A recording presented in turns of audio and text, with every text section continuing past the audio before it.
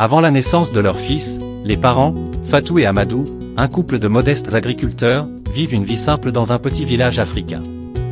Mariés depuis plus de 10 ans, ils souffrent du poids de l'attente, car ils n'ont pas encore eu d'enfant.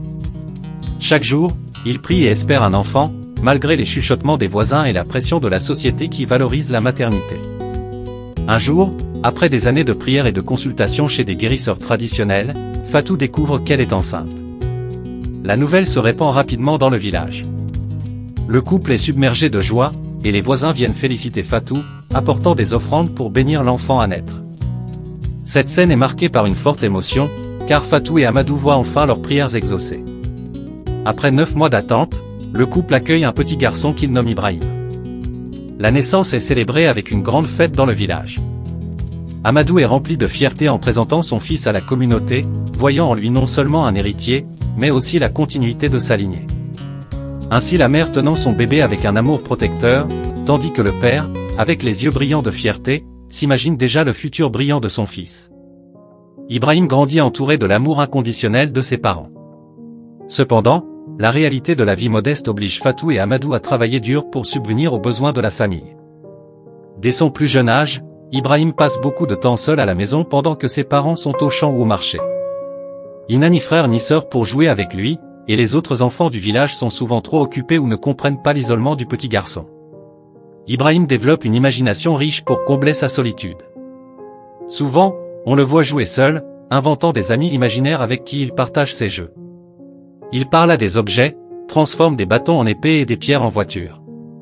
Ibrahim le petit garçon est joyeux, mais avec une touche de mélancolie, car derrière ses sourires se cache un profond sentiment de solitude. Il invente des histoires où il est un héros, combattant des monstres ou sauvant des royaumes, trouvant dans l'imaginaire une échappatoire à sa réalité. En grandissant, Ibrahim découvre les livres. Bien que la famille ait peu de moyens, son père, soucieux de l'éducation de son fils, lui apporte des livres usés qu'il trouve au marché. Ibrahim se plonge dans la lecture, trouvant dans les livres une nouvelle forme d'amitié et de compagnie. Les livres deviennent ses compagnons, ses guides, et une fenêtre ouverte sur un monde au-delà de son village. Il est particulièrement fasciné par les histoires de héros qui surmontent des obstacles, des récits d'aventures qui éveillent en lui le désir d'explorer le monde. Lorsqu'Ibrahim atteint l'âge de fréquenter l'école, ses parents font de leur mieux pour lui fournir les fournitures nécessaires, bien qu'ils doivent se serrer la ceinture. À l'école, Ibrahim se distingue rapidement par son intelligence et sa curiosité. Il pose des questions, apprend vite, et ses professeurs voient en lui un élève prometteur. Mais malgré ses succès académiques, il continue de ressentir la solitude, car il est souvent exclu des groupes d'enfants qui ont leur propre cercle d'amis. Les parents d'Ibrahim, bien qu'aimants, sont souvent absents à cause de leur travail. Les jours où il rentre tard, Ibrahim s'endort seul après avoir fait ses devoirs dans une maison silencieuse. Il commence à ressentir le poids de l'absence de ses parents, malgré leur amour pour lui. Ibrahim mangeant seul, faisant ses devoirs dans une maison vide, et regardant par la fenêtre en attendant que ses parents reviennent. Malgré ces défis, Ibrahim continue d'exceller à l'école. Il reçoit plusieurs récompenses pour ses performances académiques, des primes qui soulagent un peu le fardeau financier de ses parents. Chaque récompense est un moment de fierté pour Fatou et Amadou, qui voient en lui la promesse d'un avenir meilleur. De retour à la maison, après une longue journée de travail, Amadou le père serrant son fils dans ses bras en lui disant qu'il est leur plus grand espoir. En entrant dans l'adolescence, Ibrahim commence à se poser des questions sur lui-même et sur sa place dans le monde. Les livres qu'il lit, les discussions qu'il entend à l'école, et les rares interactions qu'il a avec les autres adolescents éveillent en lui des interrogations profondes sur son identité. Il devient plus introspectif, passant de longues heures à réfléchir à son avenir. Il se demande ce que la vie lui réserve, au-delà des frontières de son village. Ibrahim développe une ambition de réussir pour offrir une vie meilleure à ses parents. Il rêve de grandes choses, de devenir ingénieur, médecin, ou même d'explorer le monde au-delà de son petit village.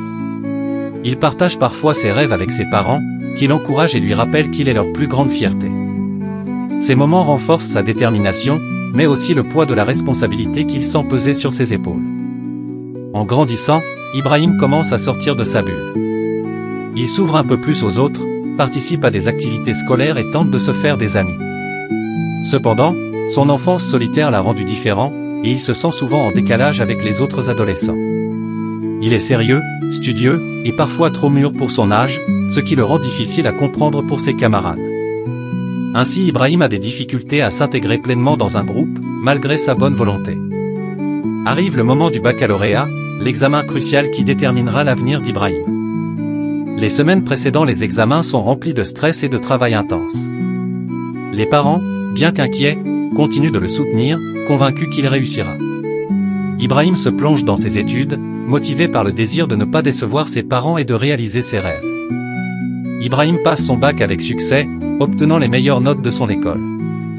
Il est non seulement félicité par ses professeurs, mais il reçoit également une bourse d'études pour poursuivre ses études dans un pays occidental. La famille est en liesse. C'est un moment de triomphe pour Ibrahim et de fierté immense pour ses parents, qui voient en lui leur futur sauveur. Ils organisent une fête pour célébrer cette victoire, invitant tout le village à partager leur joie. Le jour du départ, la séparation est difficile. Fatou, avec des larmes aux yeux, serre son fils contre elle, lui demandant de ne jamais oublier ses racines et l'éducation qu'il a reçue. Amadou, avec une voix émue, lui rappelle qu'il compte sur lui pour revenir et changer leur vie. Ibrahim, malgré l'excitation de découvrir un nouveau monde, ressent le poids des attentes de ses parents. Il leur promet de revenir et de leur offrir une vie meilleure. Les adieux sont remplis de larmes, de promesses, et d'espoir pour l'avenir. Lorsqu'Ibrahim arrive en Occident, il est rapidement frappé par la modernité et la liberté qui y règnent.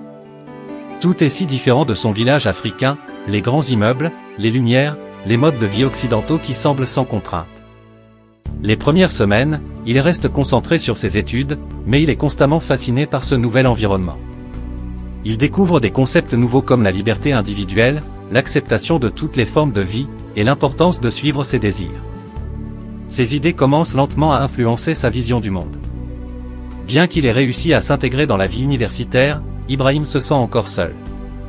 Ses amis occidentaux, bienveillants et ouverts, l'invitent à participer à leurs sorties et fêtes, l'exposant à des comportements auxquels il n'avait jamais été confronté. Le poids de la solitude qu'il portait depuis son enfance le pousse à accepter leurs invitations, malgré ses réticences initiales. Une scène montre Ibrahim, assis seul dans sa chambre, repensant à ses parents tout en contemplant les nouveaux visages qui l'entourent, avec une tentation de suivre ce monde. Lors d'une fête étudiante, Ibrahim prend un verre d'alcool pour la première fois, poussé par ses nouveaux amis qui le considèrent comme un rite de passage. D'abord hésitant, il cède à la pression sociale. Cette première expérience d'ivresse est symbolique, car elle marque le début de sa déviation par rapport aux valeurs strictes que ses parents lui ont inculquées. Ibrahim riant, dansant, mais aussi luttant intérieurement avec une petite voix qui lui rappelle qu'il trahit ses racines. En s'entourant de camarades plus décontractés, Ibrahim commence à adopter leur comportement, il ne se concentre plus autant sur ses études, sort régulièrement, et s'adonne de plus en plus aux plaisirs éphémères. Le contraste avec le jeune homme studieux qu'il était est saisissant. Ibrahim devient méconnaissable, il copie leurs habitudes de vie désordonnées, néglige ses études et passe ses nuits à faire la fête. Bien qu'il adopte ces nouvelles habitudes, Ibrahim ressent parfois une vive culpabilité. Avec ce sentiment, Ibrahim regarde une photo de ses parents, se demandant ce qu'ils penseraient de lui s'ils le voyaient maintenant. Ses remords se manifestent par des cauchemars, où il voit ses parents le regarder avec déception. Cependant, la pression du groupe et le besoin d'appartenance le poussent à continuer sur ce chemin. Dans ce tourbillon de nouvelles expériences, Ibrahim rencontre un homme avec qui il noue des liens forts. Cette relation, d'abord amicale, évolue en quelque chose de plus profond. Ibrahim, influencé par la culture de tolérance qu'il découvre, se laisse emporter dans cette relation. L'histoire montre comment, petit à petit, Ibrahim s'éloigne de l'image qu'il avait de lui-même, s'abandonnant à ses nouvelles pulsions. C'est un moment crucial où il se sent à la fois libéré et en conflit, tiraillé entre ce qu'il ressent et l'éducation traditionnelle qu'il a reçue. Après plusieurs années en Occident, malgré les distractions et les mauvaises influences, Ibrahim parvient à obtenir son diplôme avec succès. Il décroche même un emploi bien rémunéré, confirmant ses compétences.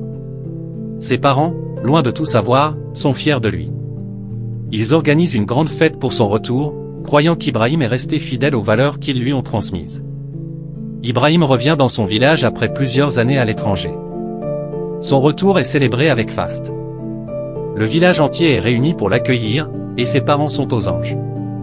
Ibrahim, dans un premier temps, tente de retrouver son équilibre en renouant avec ses racines, mais une certaine distance persiste, car il sait qu'il cache un secret. Après quelques semaines de retrouvailles chaleureuses, Ibrahim sent le poids de son secret devenir insupportable. Un soir, lors d'un moment intime avec ses parents, il décide de leur avouer son homosexualité. Fatou et Amadou sont sous le choc. La mère fond en larmes, tandis que le père reste silencieux, le regard fixe, incapable de comprendre ce qui s'est passé. Il considère cette révélation comme une trahison de tout ce qu'ils lui ont appris. La nouvelle se propage rapidement dans le village. Les voisins, choqués, rejettent Ibrahim. Les hommes l'évitent, et les femmes murmurent derrière son dos. Les anciens du village se réunissant pour discuter du cas d'Ibrahim, estimant qu'il a été corrompu par l'Occident. Le chef du village, inquiet de l'impact de cette nouvelle sur la communauté, décide d'intervenir. Ibrahim est convoqué devant le chef du village, qui le confronte à ses choix. Il est considéré comme ayant trahi non seulement sa famille, mais aussi la communauté tout entière. Le chef, soutenu par les anciens, décide de le confier au grand marabout du village pour qu'il subisse un rituel de purification. Le jeune homme pris dans des rituels anciens, tentant de résister mais aussi d'accepter par respect pour sa famille. Le marabout procède à un rituel complexe, où il tente de guérir Ibrahim de ses démons. C'est une scène remplie de tension, où Ibrahim est tiraillé entre son identité occidentale et ses racines africaines. Les rites traditionnels sont présentés avec une certaine solennité, tandis que le personnage d'Ibrahim lutte intérieurement. Après des semaines de réflexion et de purification, Ibrahim commence à reconsidérer ses choix. Le poids des attentes de ses parents et de la société traditionnelle devient trop lourd à porter. Il décide de renoncer à sa relation homosexuelle. Dans un dernier acte de rédemption, Ibrahim accepte d'épouser une jeune femme que ses parents ont choisie pour lui. Le mariage est célébré en grande pompe, le village entier étant soulagé de voir Ibrahim revenir dans les normes culturelles. Cette scène montre un mariage joyeux en surface, avec une grande joie dans le regard d'Ibrahim, qui sait qu'il avait eu tort d'être un homosexuel dans le passé et a honoré ses parents et sa communauté.